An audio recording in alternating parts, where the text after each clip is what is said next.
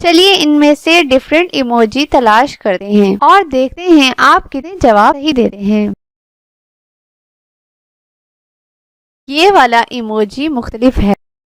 बताएं इनमें से कौन सा एक इमोजी मुख्तलिफ है।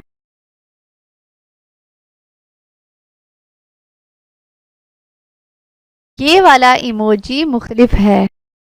बताएं इनमें से कौन सा एक इमोजी मुख्तलिफ है।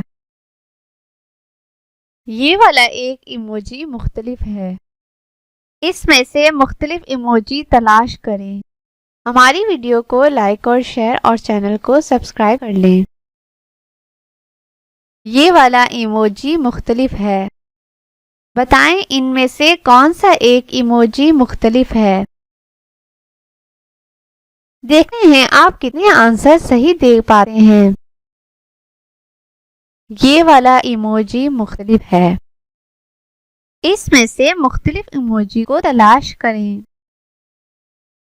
ये वाला इमोजी मुख्तलिफ है। बताएं इनमें से किस घड़ी का टाइम अलग है। कमेंट में बताएं आपके कितने आंसर ठीक थे। इस घड़ी का टाइम बाकियों से मुख्तलिफ है।